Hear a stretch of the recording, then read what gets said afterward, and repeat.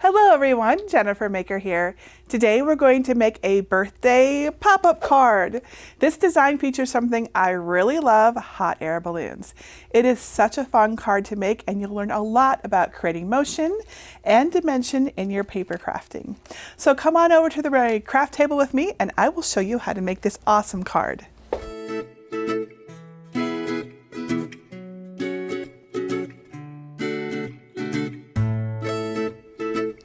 So like most cardstock projects, the supplies for our pop-up card are really pretty simple.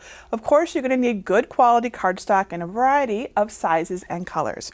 I recommend solid core 65-pound cardstock since you don't want white edges in your design. Make sure your paper is the same color on both sides since you'll want to see it all. And look for the colors on the side instead of white. Now this project has a lot of pieces as you can see, so I've made you a printable cheat sheet for you to reference as you go along. And we're going to use a lot of fun paper crafting techniques to create the 3D action of our card. You'll be shocked at how much pop you can achieve with some creases and interlocking paper. We'll also use craft glue to keep some parts in position. I'm using Barely Art Precision Craft Glue, which is my favorite. And the precision part is really important for this project because we don't want to get any glue in the wrong spots. To make the opening action smooth on our card, most of the paper has to move freely.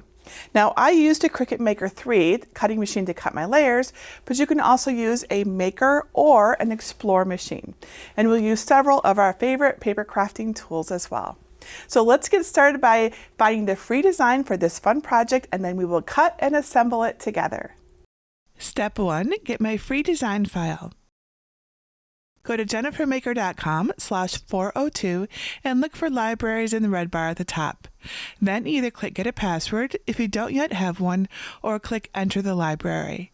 You can find the design on the page by searching for design number 402 and then click it to download the zip folder with SVG files for cutting on a Cricut or another cutting machine, DXF files, and printable PDFs for cutting by hand. In the SVG folder, there are files for the card and envelope that use either dashed cut lines or score lines for the creases. You can use whichever version you prefer. I'm going to show you the score tool version of the card. If you want to make the envelope, cut your preferred version and assemble it following my tutorial over at jennifermaker.com/how-to-make-an-envelope. This project has a lot of pieces, so I also added a reference sheet for you in the PDF folder. Each type of piece is labeled for ease. You can print this or keep it up on your screen during assembly. I'd like to show you how to cut this birthday card on a Cricut cutting machine. So to begin, upload the design to Cricut Design Space and add it to your canvas. If you're unsure how to do this, please go to jennifermaker.com/svgs to learn how to unzip and upload SVG files. Step 2, prepare the files. Here is how my birthday card pop-up file looks on the canvas. You can zoom out to see all of the design by clicking on the minus sign on the lower left. The file is almost ready to cut. To get it ready, first click Ungroup above the Layers panel. Next, we need to adjust the lines that should be score lines. There are 13 score lines in this design. Click the top object in the Layers panel. It just looks like a line, but we want it to be made with a score tool. With the layer selected, click the menu under Operation and select Score.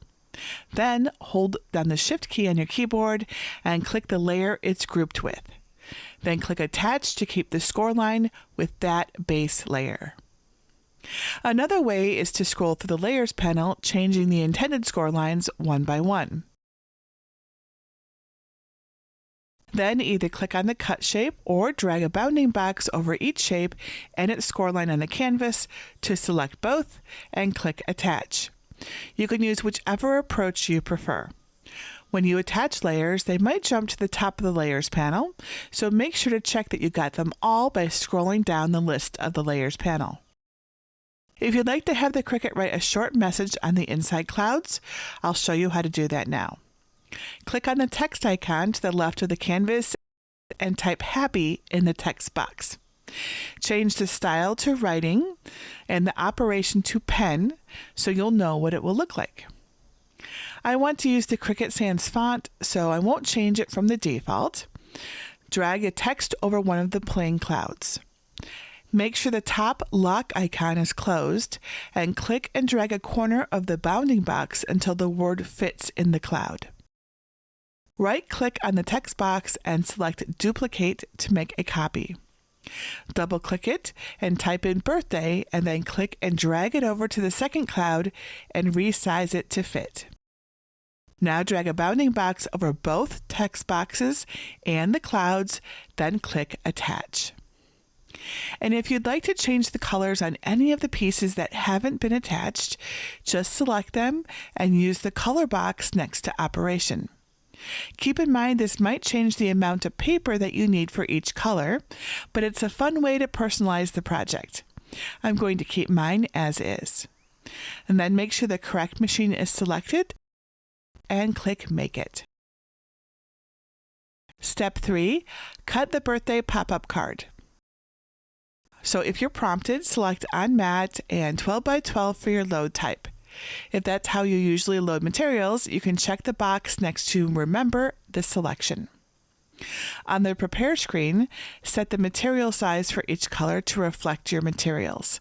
I'm using 8.5 by 11 for everything.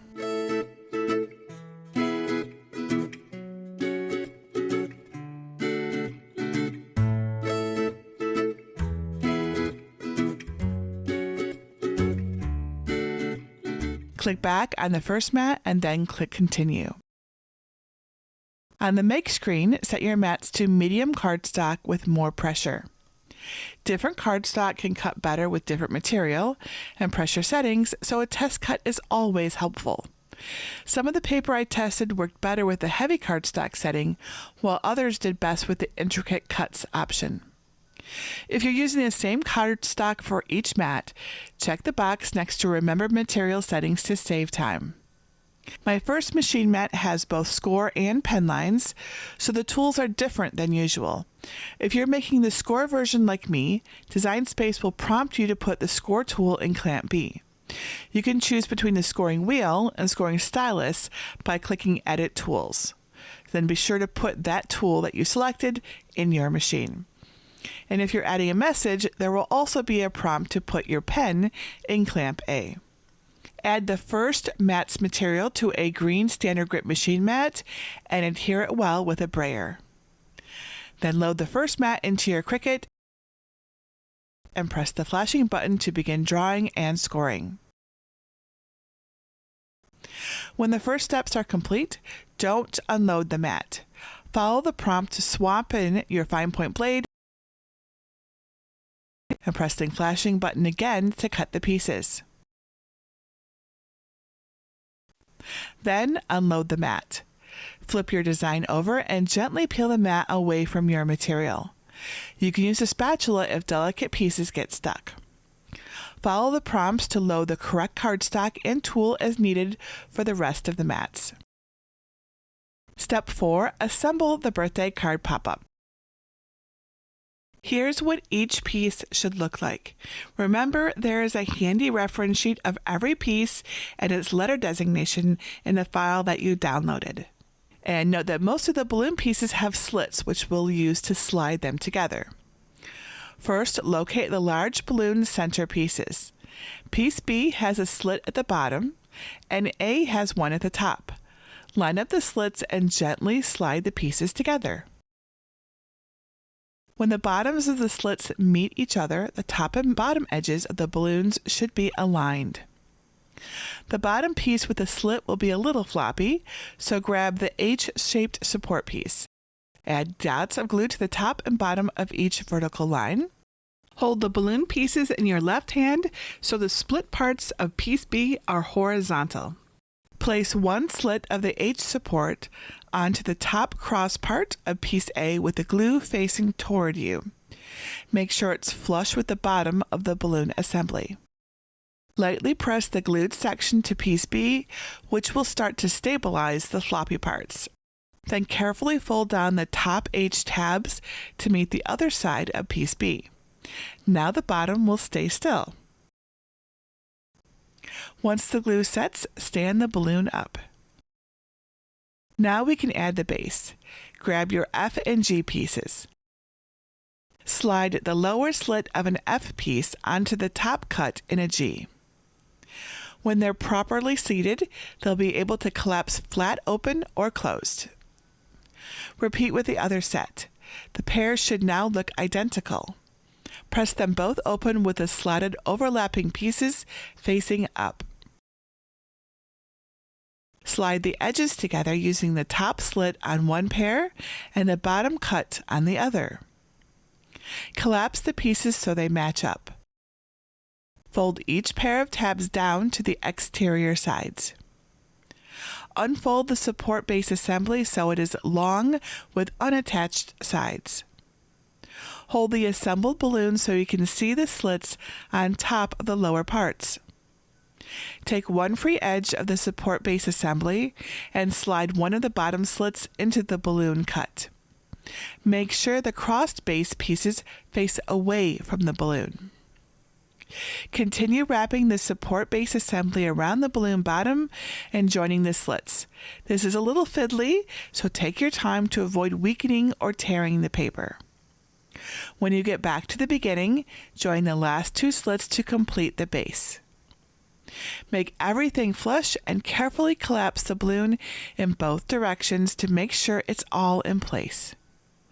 Also, the folded tabs should overlap each other and point out from the balloon. Now we'll add the round pieces to build out the balloon. Those are the C's and D's. Take a C and slide the bottom slit to match an inner top cut on balloon centerpiece B. Add the other C on the other half of B. The D's will slide down onto A, bridging it with the two C pieces on each side. Lining these all up can take patience, so take your time. If something isn't sliding into place, make sure the other pieces haven't shifted out of place. Try to keep the pieces of paper straight and the slits positioned correctly. When you're done placing the middle circles on the four sides, make sure they are all at the correct height to create the round look of the balloon. Looking down from the top, you'll start to see a series of boxes as the balloon pieces begin to nestle together. The four outside circle E's with shapes slide into place from the top down onto the outer slits of the middle circles. Once they are in place, make sure all of your pieces are straight and lined up where you would like them to sit for the finished look. Now grab the basket base J's and K's and place them face up in the orientation of the reference sheet. Add glue to the backs of the basket decorations and glue one to the center of each basket base. Let them dry well. Now take the oval sky piece and crease the score line so that the curved ends meet. Orient it so the slits cut in the base that are furthest out from the center are at the top. Collapse the balloon and slide the tabs to the balloon support base on one side into the sky's left vertical slit closest to the center line.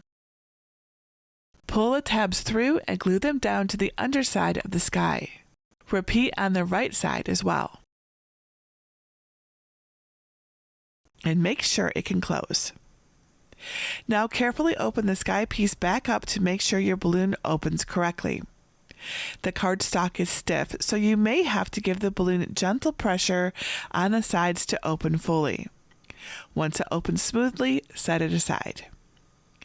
Assemble the decorated basket side pieces just like you did for the balloon support base. And don't forget to fold the tabs. Wrap it around the support assembly in the same way and secure the last slots. Make sure the folded tabs face the second set of vertical cuts on the sky. Insert the folded tabs on one side into the vertical slit and glue them to the back of the sky. Repeat on the other side. Make sure to pull the tab snug before gluing. Now grab your cloud pieces. Slide the lower slit on M onto the top slit in N. Repeat for O and P. Hold the assembled cloud pairs with the tabs at either end and join the central slits.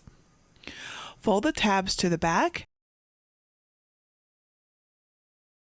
then insert one into each of the diagonal sky cuts starting on the left.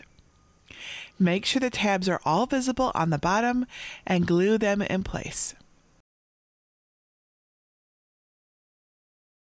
Open the sky and balloon back up. Glue down the clouds with the text in front of the balloon piece. Add the two L floating clouds to the back and sides of the balloon, one on each side. Place a bit of glue on each cloud slit and slide one onto the far edges of the balloon assemblies where they meet the outside circles.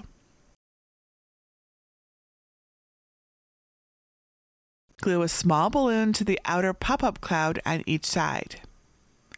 Make sure the balloon still collapses and pops up reliably, and adjust anything if needed. Now get the card pieces T through W. You can use either side of the front hot air balloon piece as the front of the card. Pick the orientation you prefer and place it face down. Add glue around the design and lightly on the inner parts of the balloon.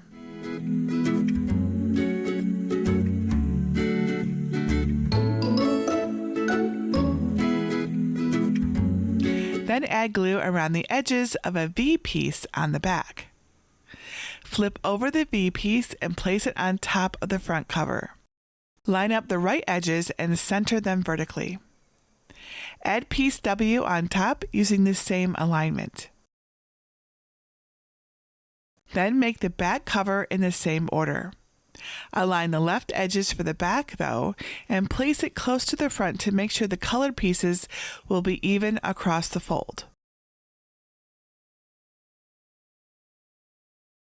Once the cover assemblies have dried, place your balloon structure on top, lining up the crease in the sky where the covers join. Make sure everything will fit and close, and then add glue to the back of the sky that will attach to the inner front cover. Press it in place, making sure the sky fold is about 1/8 of an inch beyond the cover's edge. That will help it fold and shift smoothly. You can get a clearer view from the front. Place glue on the bottom of the other half of the sky piece. Line the back cover up with the front at the center cut. Carefully bring it up to meet the glue. Press everything in place until it dries. Make sure it opens and closes smoothly, and you're all set. Wasn't that fun? When you are ready to make this card, remember to make your creases very precisely so everything will fit and move together smoothly. And you'll also want to avoid getting glue where it shouldn't be, as that could really gum up the works. This is a project where precision really matters. Now, if you want to make an envelope, I've included an envelope design that fits this pop-up card too. Making an envelope is really pretty easy, but if you need any help, you can find all the steps in my tutorial at jennifermaker.com/how to make an envelope. And if you want more pop-up cards, I've linked several of my free designs in the blog post for this project. You can find them at jennifermaker.com/birthday pop-up card. My site even has more options that you can find by searching it too. Now, if you have any questions at all about making pop-up cards that I didn't answer in this video, or anything else craft related that you think I might be able to help you with, let me know. Leave your question below this video or come ask over at our awesome Cricut Crafters group at jennifermaker.com/Cricut Crafters.